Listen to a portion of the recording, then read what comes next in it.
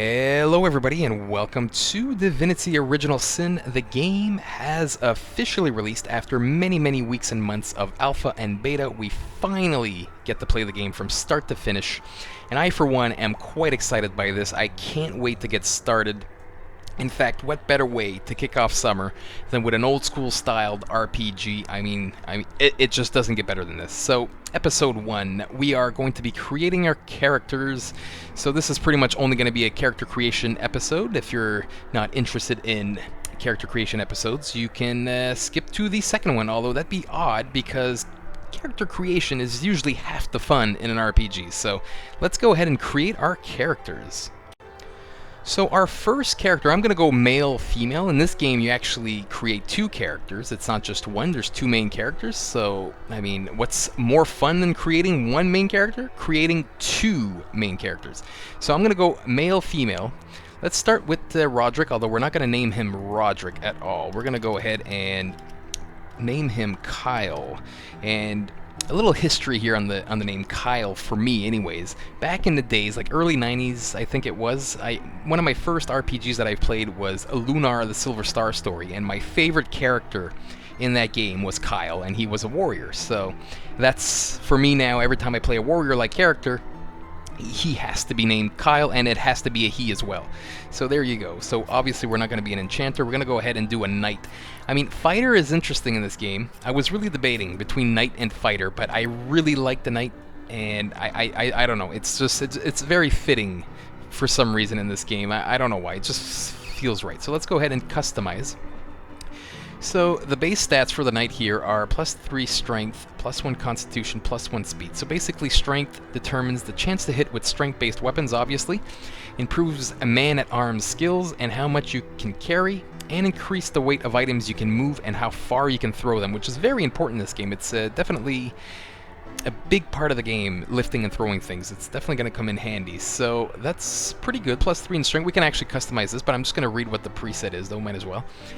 Constitution +1, so this is pretty much determines how much vitality you have and your max number of action points. So very interesting. And then we have speed. Speed affects your movement speed, initiative, and how many action points you can use in combat. Very handy. So I really like the base +3, +1, +1. I'm probably not even going to change that, actually. I think that's actually very good, because I'm not trying to make a tank per se. I'm definitely trying more for the high damage, you know, a DPS type of warrior / knight. Usually knights are more tanky than they are damagey, but I don't know. We'll go ahead and do that. Abilities: Man-at-Arms +1, Two-Handed +1, Armor, Specialist, Leadership, Bodybuilding. I mean, I'll go through this stuff once we customize the character. And our talents are Opportunist and What a Rush, but we're going to change these things. The only thing I'm going to keep is the attributes, but let's go ahead and actually design them now, or no, let's actually start the customization first.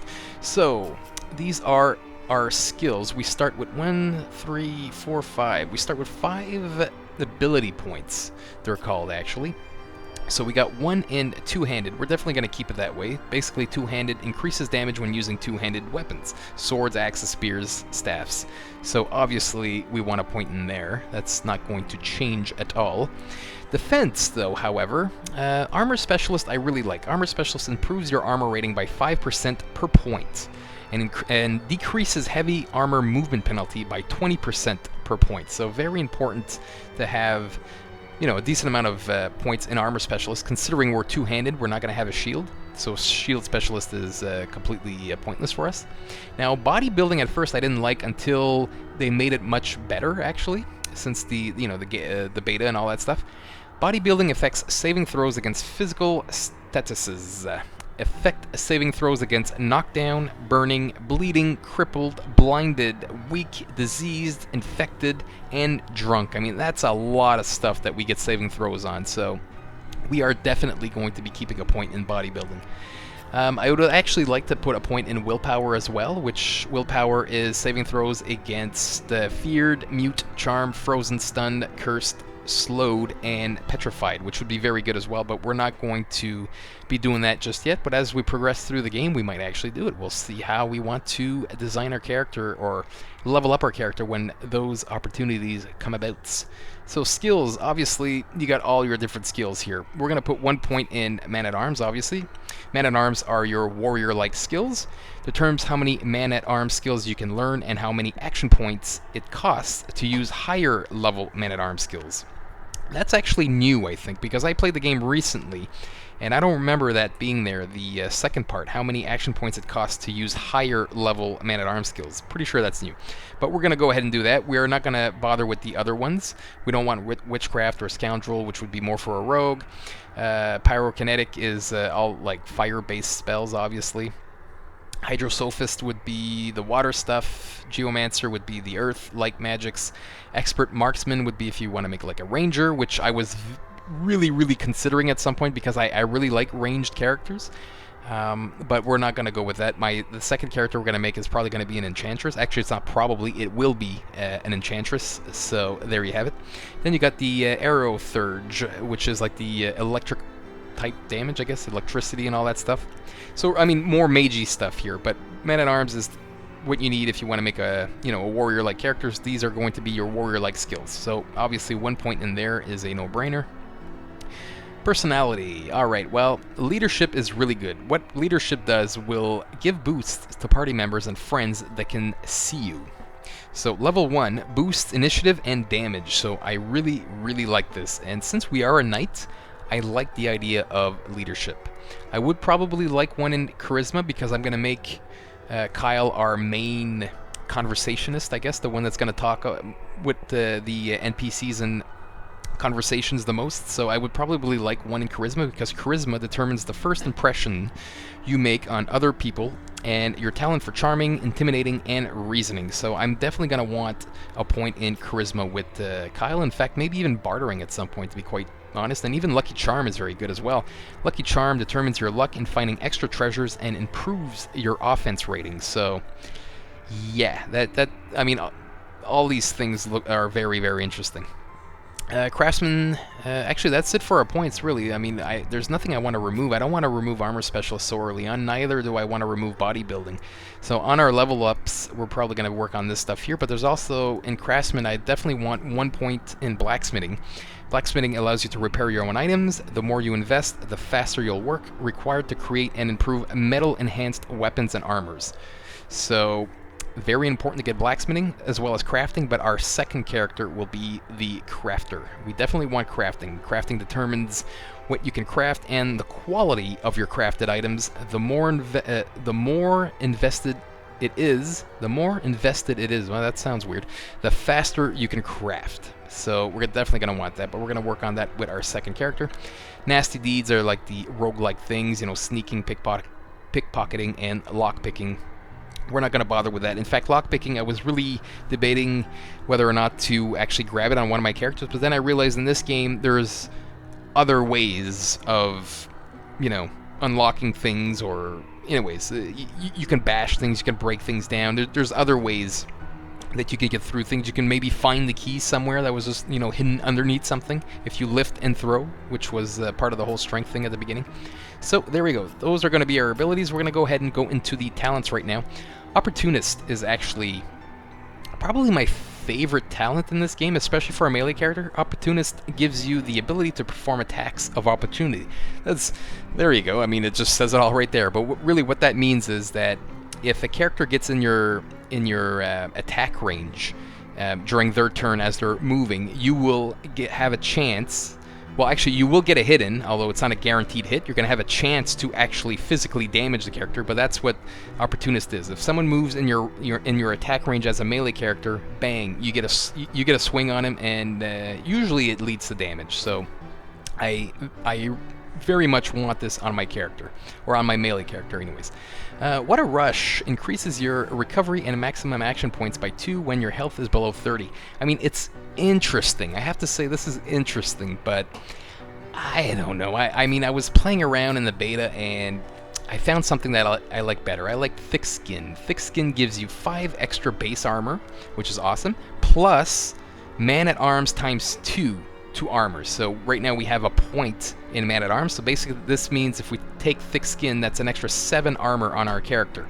Now, seeing as how he's our melee character and he's not going to be using shields, thick skin just makes a whole lot of sense, so that's what I'm going to take. But I have to say, the other one that was there, where did it fall to now? Because I don't... What a Rush. Yeah, What a Rush. I have to say, now that I read What a Rush, it definitely seems interesting, because last I remember in this game, the game was relatively hard. I mean, it wasn't easy by any means, so I mean, you will take a lot of damage. Falling below 30% health is probably going to happen quite often, actually, so getting more action points out of it would definitely be awesome. But we're going to go with thick skin. I mean, there's a whole bunch of them we can read through. I mean, there's a lot, but, you know, as we level up, we'll read through the ones we want and whatnots. But for right now, Opportunist and Thick Skin.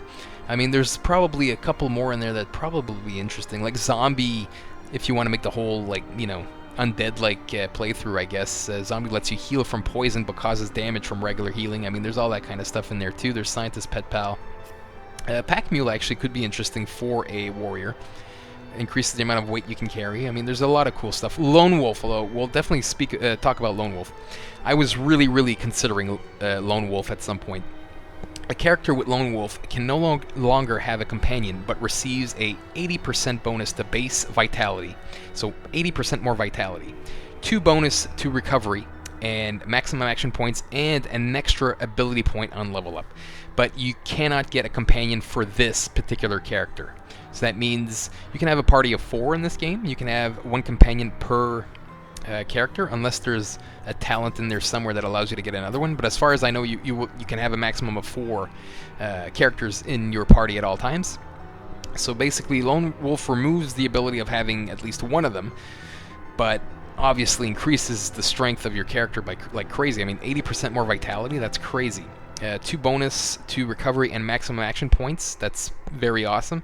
And an extra ability point on level up. So ability point is over here. So I mean, that really, I was really considering it for this Let's Play series, I had to say, because I think it would speed the game up, actually, having only 2 characters with Lone Wolf, and 2 very strong characters at that. But again, I'm not sure if this is balanced, though. I mean, it might make the game too easy, or it might make the game harder because you're only going to be 2 characters. It's tough to say, and it's too early to tell, and we'll see what, you know, people say about it in the forums after a lot of people have experienced with Lone Wolf, but I was really considering it. Okay, so anyways, moving on. So attributes, like I said, we're going to keep them the way they are. We're going to go 8 strength, 6 constitution, 6 speed. I really like speed because it increases the your action points you can use in combat, initiative, and movement speed. Really important. Although I'm probably going to favor constitution over speed, though, as we level up. But of course, strength is going to be our primary attribute that we're going to want to up as well as much as we can, really. But we don't want to neglect constitution too much. And if we, you know, at some point decide that maybe 1 more point in speed would make sense, we'll go ahead and do that. So our starting skills, well, it's going to be very easy for us, seeing as how we only have man-at-arms. So we're only going to be able to pick warrior skills. Here we go, man-at-arms. You can see the little pop-up window right there. I like Battering Ram, I have to say. Battering Ram, rush forward in a straight line to a point far away, hitting all enemies in your path with 13 to 20 slashing damage. Now, of course, the more you increase your strength, the more damage your man-at-arms skills do, so obviously we have to consider that as well. So this will eventually be more than 13 to 20 damage. Success rate, you got 50% chance to set knockdown status on the enemies you're going through. So very awesome. And the saving throws against this ability is bodybuilding, so characters with high bodybuilding have a higher chance at resisting. And there you go. I really like it. For starters, it's 6 action points that does damage and allows you to move. As a melee character, you want to get as close as possible to enemies, obviously, right? So this is actually, instead of having to waste, 5 to 6 action points early in combat to move somewhere, use Battering Ram. You can actually get damage out of it at the same time. So definitely like Battering Ram. I was considering Crushing Fist, which an enormous fist smashes your enemy and knocks them down, deals 5 to 6 crushing damage. I'm very disappointed in the 5 to 6 crushing damage, and this is why I'm thrown off by Crushing Fist, although it has a 100% chance to set knockdown. So there's something to be said about that, but we're going to go ahead and ignore that one, actually. Cure Wounds, I'm not that interested in. It'll make more sense when you see what a second character I'll be creating. We don't need our melee guy, our damage character guy, our DPS guy, to be wasting time curing wounds, to be quite honest. So we're going to actually remove that one. And there we go. So Divine Light is actually kind of interesting. Decreases willpower and bodybuilding, 100% chance to set warm status, 100% chance to set willpower loss. I was considering that one, actually. In fact, I don't remember exactly what I had decided on. Actually, melee power stance, yeah, that's one I definitely want. So basically, this is like a buff. And what this buff costs us is that, well, basically it's going to do 25, we're going to do 25% more damage. But we're going to have a minus 10% chance to hit, and skills are going to cost 1 extra action point, is how I think that works. Extra action point cost 1, because this doesn't actually cost any action points to cast it. So I'm assuming the extra action point cost is when you want to use other skills. So there is a trade-off, but the extra damage, 25% damage, is very useful, especially against tough enemies. So it'll be, you know, important to cast it at the right times. So we're going to go actually in the number 1 slot. That actually makes sense. Battering Ram, I like. Encourage. Encourage makes everybody around us better. 100% chance to set Encourage, boost strength, dexterity, and intelligence on characters within the radius. Now, since we already have leadership that sort of works like Encourage, I don't really feel like going with Encourage, to be quite honest. We're going to remove that right now. And I'm probably going to go with Dust Devil, although Divine Light is very interesting. Dust Devil basically is like our AoE attack, if you will. Spin around with your weapon and hit all adjacent enemies for 23 to 35 slashing damage. I like that. Since we're making an aggressive warrior-like character, the more damage skills, the better. So that's the way I see it. Plus, it's going to make a lot more sense when you see the second character. So, actually, I've been talking a lot just on one character here. We're going to have to speed things up. I don't want this episode to drag on too long. So, let's customize the look of our character. Actually, I always start with the underwear. We're going to be superstars, and we're just going to keep these underwear. Don't ask me what the point of these underwear are, but there's only 3 choices. We're going to go with this, Lucky 13, or Unlucky 13. I guess we'll find out. AI personality, we're not going to put any on this character because I want to have complete control of dialogue with this character. This is going to, like I was mentioning earlier, going to be our main character for dialogue stuff. We're going to go ahead and do... I may have a blade or two that could use a honing. That's a little bit loud, but yeah, we're going to go... We're going to go with... The trout. I'm trying to... This is new. They added this for the release. It wasn't in the beta. I mean, you could choose the voice, but it wasn't actually talking as you selected. We're going to go warrior voice, obviously. Skin color. Well, I want... what do I want? I had designed these characters. Sweet Almond is actually not too bad. I don't want anything too dark. Hair-wise, I think I had chosen this one here. And where's the beard? Hair color, hair... Oh, head. Sorry, I have to... There we go. The small little beard here. I like the looks of that. And we're going to go with, like... Not like gray hair, but they call it Midnight Crystal. Or Silver Sunrise. Moon... No, not Moonstone White, but... Actually, I like Silver Sunrise, actually. Looks pretty good. Looks like a veteran knight guy. Yeah. Then again, Midnight Crystal's pretty neat, too. Ah, decisions. It's so hard to create characters, man. Oh my god. This is going to be the look for the entire playthrough. No, I like... You know what? I like the Midnight Crystal. So there we go. We're going to go with that. Underwear's chosen. Let's take a, portrait. I'm probably going to go with just this portrait here, actually. I kind of like it. It's the beta one. Actually alpha one. All these ones were added in the beta. I want to see if they added more. I don't think so. Well, maybe a few more. Anyway, I'm going to go with this portrait here. So there we go. Kyle is created. And by the way, like I was saying, Kyle is from Lunar, the Silver Star story. This guy doesn't look anything like Kyle from that game. Okay, next character. We're going to go ahead and do what we did. I'm going to go and do an enchantress, or enchanter, but since she's a girl, we're going to go enchantress. And I really, really like this, and I'm going to explain why. So the base attributes, if you just want to take the preset, will be +2 intelligence, +2 speed, +1 perception. I really disagree with the +1 perception. Perception affects your critical chance, initiative, starting action points in combat, ability to detect traps, and accuracy when shooting over long distances. It just seems more for a ranged character. I mean, I guess an enchantress would be good at detecting traps. I guess you can make an argument for that. Plus the extra initiative and starting action points could be good, but speed will do the same thing as that, you know? So you might as well just focus on speed. And how many action points you can use in combat, movement, speed, initiative. Maybe perception's actually better than speed then. Hang on here. The enchantress won't be moving much in combat. Decisions again. Your critical chance. I don't think magic and critical. I could be wrong on that though. Initiative, starting action points in combat, ability to detect traps, accuracy when shooting over long distance. Now I'm gonna stick with speed. Anyways, I've been practicing or testing out intelligence plus speed for my enchantress, and just those will be the only two attributes. Okay, so abilities here we got telekinesis +1. Willpower +1, Hydrosophist +1, Aerotheurge +1, Charisma +1. We're gonna be doing quite a bit of tweaking in here actually. So let's go ahead and start. So in the weapons, obviously we don't need anything. We're not gonna really be using weapons. We're mostly gonna be using magic. Defense, we're going to have 1 in willpower, which obviously, for a mage, it's a must. Saving throws against feared, mute, charmed, frozen. Anyways, I already mentioned it when we were creating Kyle. But for a mage, you really don't want to be charmed or stunned or cursed, for that matter. So it's probably good to be to get a high saving throw in those things. Skills. Okay, well, we're going to come back to skills because there's definitely 2 skills I want. I definitely want the Hydrosophist. In fact, I don't think I care about Aerotheurge, to be quite honest. Hydrosophist is the one I want. Basically, why... No, wait, it's the other way around. Aerotheurge. My bad. No, Hydrosophist. No, that's true. I want this one too. I want them all.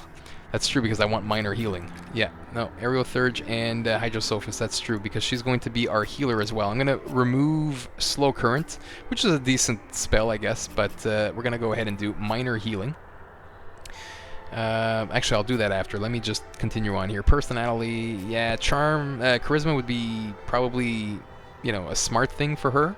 But we're going to remove that and actually put a point in crafting immediately. Actually, Lore Master or crafting? Lore Master is awesome. Actually, we need it. Lore Master identifies enemies and,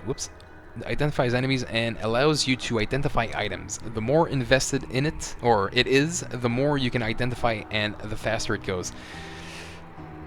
Yeah. Well, you know what? On our first level up, we're going to go with the other ones. So we're going to go 1 crafting and then probably... Actually, let's do Lore Master first, though. Probably not going to be crafting early on anyways, because the game will have just started. So there you go. So crafting, obviously Nasty Deeds, we're not going to bother. Skills is the way we want it right now, so let's go ahead and pick our skills. Actually, first, let's remove a point in Perception. We're going to put it in Intelligence. So we're going to have 8 Intelligence, 7 Speed. I'm going to keep the high speed because I really like speed for this character. Being able to move actually might make a lot of sense now that I think of it, in case something happened. So, in case, example, a melee character gets too close, we'll be able to move away much more. Basically, speed, movement speed. What they mean by movement speed is how much you can move per action point. So, we'll be able to move longer distances. Minor healing, obviously, because this is going to be like our healer character, as well as some other stuff like teleportation, which is my favorite skill in this game. It's so freaking awesome. So basically, throw an item or character up high and drop it to the ground, dealing 17 to 21 crushing damage. Now, there's a lot of cool things you can do with this. It's not just the damage that's interesting. Example, say there's like a really annoying ranged character at a distance. Grab the ranged character, drop it right next to your melee guy, and have the melee guy finish him off, because usually ranged guys are weak against melee guys, right? So, I mean, that's just a little taste of what you can do with teleportation. So when I saw this, I was like, yeah, Enchantress for sure. I have to go with with the Enchantress. Although you can pick any other mage or even a warrior and add teleportation to them if you really wanted to. In fact, you could probably come up with some pretty interesting things actually that way on a warrior, now that I think of it. You can just teleport the enemies right to you, which could be cool. So anyways, so that's what we're going to do with this one. What to take for the last skill? I mean, Head Vice does damage. A Magical Claw Hold deals 9 to 11 air damage, and has a 35% chance to set blinded status. So that's interesting, but we're not going to go with Head Vice, actually. We're going to go with probably Bitter Cold, actually. 100% chance to set chilled status. Chilled makes targets less resistant to water spells, but a bit more resistant to fire spells. Chilled has a negative impact on movement. You can summon and chill targets that get chilled again turn frozen. So you can actually freeze someone if you really wanted to. It's only 3 action points actually, so I'm gonna keep Bitter Cold, and plus it's gonna synergize quite well with our Hydrosophist skills. When we unlock more, we'll go for something that does damage. So yeah, we're gonna go with something that does frost damage, or water damage rather. Because this one, as I was reading, targets are less resistant to water spells when they're chilled. So Hydrosophist right here, if we can find some good attack or more aggressive, damaging skills or spells, it's going to work out quite well. So there we go. Those are the spells we're going to go for this character. Let's go ahead and accept. Actually, I have to remember to change her name because I don't want her to be called Scarlet. That's just way too beta. that's the way all my characters were called in beta. Let's actually choose the underwear. We're gonna go with the Superstar. Again, no idea why there's a choice for underwear. I guess we'll find out as we play the game. So we're actually gonna put a personality. Loyal, no. Random, no. No AI. Loyal, really? They say they were gonna add a lot of choices. That's not a lot of choices. Loyal seems kind of boring actually, so we're gonna go random. Who knows what we're gonna get? We're gonna go with the random personality on this character. I'm a little disappointed that those are the only choices. The way they were talking, I thought there was going to be like a lot of different choices. Oh well, anyways, it's not the end of the world. That's just a nitpicking, really. We're going to go ahead and do the wizard voice. There must be a way to spring this trap safely. Right, there you go. That seems loud. I'm going to have to check on the playback, make sure that's not too loud. Skin color. Yeah, no, I know exactly what I'm doing. I've been practicing. I've been practicing with my character to get the perfect. Did I go with August Sun finally, or did I go with the Satin Sand? Yeah, they're both very nice. I'm gonna go with the August Sun actually. We're gonna go head number. Well, actually, let me choose the hair first. This is the hair I want. I really like. In fact, I like the redhead look. Yeah, redhead look on this kind of tan. That's just like forget about it. Then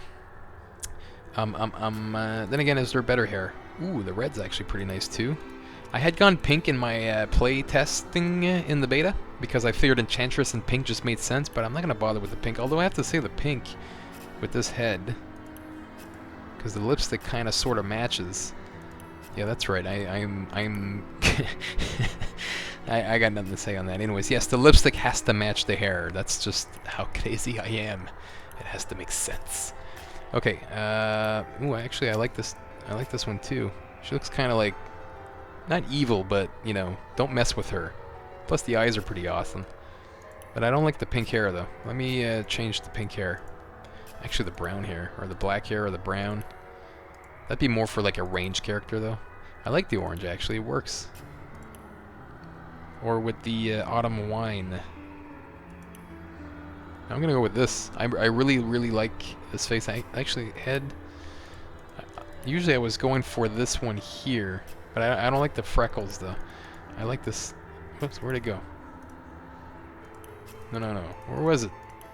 Yeah, there we go. That's the one. Yeah, this is it. That's our character. So let's choose a portrait real quick. Or real quick, we're gonna try to aim for something that sort of looks like our character. I'm gonna go with this one actually. I think this was the original from the alpha. There we go. Let's accept. Let's change her name before I forget. I'm gonna call her Zoe. There is no background in this name. I just randomly chose Zoe online. I was like, generate a name, and then Zoe came up. I was like, yeah, Zoe. So there we go. So we got Kyle and Zoe ready for the adventure. And this actually brings us to an end of this episode. I hope you all enjoyed the character creation, and I hope that everybody that's interested in this game are going to follow this series all the way, really. I mean, the more interest, the more likely I will play through it. It's all based on interest, so if you do want to see more, make sure to like and subscribe, and I'll gladly play this game from start to finish. So thanks for watching, everybody. I will see you all next time. Actually, you know what? I just realized something, and I was about to stop recording, and I have to go back in the customizing. I completely forgot to change the talents. Yeah, we have to go through this real quick. Elemental Affinity, I actually do not want Elemental affinity lowers the action point cost of spells by 1 when standing in the surface of the same element. I'm really not that interested in that. Escapist is kind of interesting as well, though. Escapist allows you to flee combat when the enemies are right next to you. That could be very interesting for a weak character, because we're not going to be putting any points in Constitution, actually. So, or I really doubt we will. Let's take a quick look. I forget what I want. Know-it-all? Was it know-it-all? No, decrease everyone's attitude towards you, but gives you an extra point in intelligence. Yes, I wanted 1 point in know-it-all. Let me reread that a bit more, a little bit better. It's know-it-all decreases everyone's attitude towards you by 20. I don't know what that 20 represents, actually, but gives you 1 extra point in intelligence. Now, in intelligence. Now, since we're going to be using Kyle as the dialogue guy, we don't really need her to be all that, engaged in conversations. So there we go. Then you have Bully. That's not very interesting for us. Far Out Man. Far Out Man increases the range of spells and scrolls by 2 meters. I am also very interested in this. I'm just not sure what's better, Escapist or Far Out Man. I'm not quite sure what 2 meters actually represents, but I think I'm going to go for it anyways instead of Escapist. Although being able to flee combat if they get too close to me seems like something that'd be really, really powerful. Decisions. You know what? We might grab it later when we'll be able to grab other talents, because you can't grab other talents as you level up, although there's probably better ones that we can't use right now. But yeah, you know what? I'm going to go ahead and do the Far Out Man. Increases the range of spells and scrolls by 2 meters. Yep, I think that works out pretty well. And know-it-all. So there we go. I almost forgot to do that. I can't believe it. So there we go. That's our character. That's Zoe. That's the game. Thanks again, everybody, for watching. And you know what? I'm going to start the game up and let the cutscene end this episode. Thanks for watching, everybody.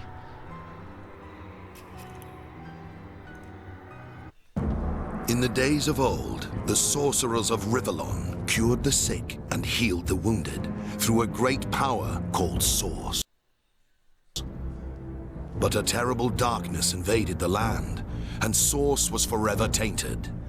The sorcerers who once healed now only destroy, and madness has overtaken them. A few brave Source hunters are all that stand between Rivellon and the dark power that threatens to destroy it. Wherever Source appears, hunters follow.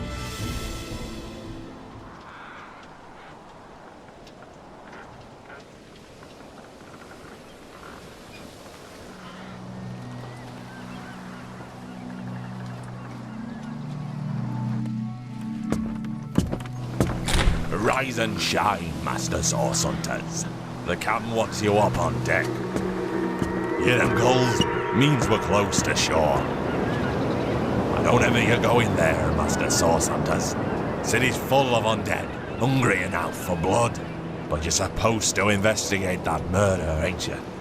They say it's Source that did the Counselor in. Source in a city like Sicil. Nowhere's safe anymore. Here they are, Captain Sir. God's blessings on you, hunters.